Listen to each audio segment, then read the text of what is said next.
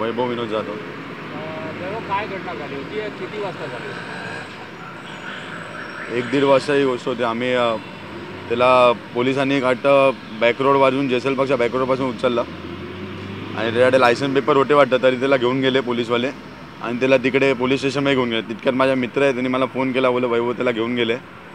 आणि नंतर मी त्याला घ्यायला गेलो तर तितक्या पोलीसवाल्यांनी त्याला सोडलं. पण काय केलं पोलीसवाल्यांनी, त्याने काय त्याला घाबरवलं ते मला काय माहीत नाही. तितक्यात तो पोलिसांना शिव्या देत राहिला, काय माझी चुकी काय, उगाच उचललं. नंतर ही गाडी टर्न मारत होती, परत विकीने गाडीला थांबवलं आणि बोलला की माझ्याकडनं लायसन्स आणि मला पेपर दे माझ्या. तर लायसन्स त्याचा आणि त्याचा पेपर त्याच्यानं परत मागून घेतला. पेपर लायसन्स घेतलं, त्याने हातात घेतलं आणि शिव्या देत देत तो पोलीसवाल्यांना पुढे निघाला. आणि तितक्यात तो पोलीस चौकीकडे पोहोचला तर 3 पोलीसवाले बाहेर निघाले. मला त्यांचं नाव नाही माहिती, पण 3 पोलीसवाले मी ओळखतो त्यांना. ते बाहेर निघाले आणि ते मला बोलले, ते याला चढायला लागले याच्यावरती की तू कशाला शिव्या देतो पोलीसवाल्यांना, असं असं मोठा आला की असं काय बोलले.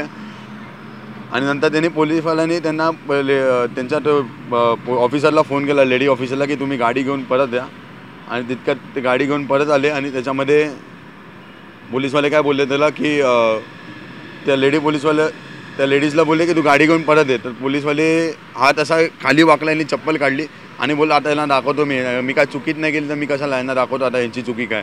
आणि हा धावत गेला, फोनवरती काहीतरी बोलून गेला आणि नंतर डायरेक्ट पाण्यामध्ये गेला. त्याच्यामागे मी गेलो, काहीतरी 100 मीटर्सच्या मागे मी गेलो. तोपर्यंत तो खाली गेलेलाच पाण्यामध्ये. त्याच्यामध्ये मी धावलो. नंतर मी आतमध्ये गेलो. मला पोहायला येतं, तरी मला ते पाण्यामध्ये काय जमलं नाही मला. तर पोलीसवाल्यांनी मला बाहेर काढलं.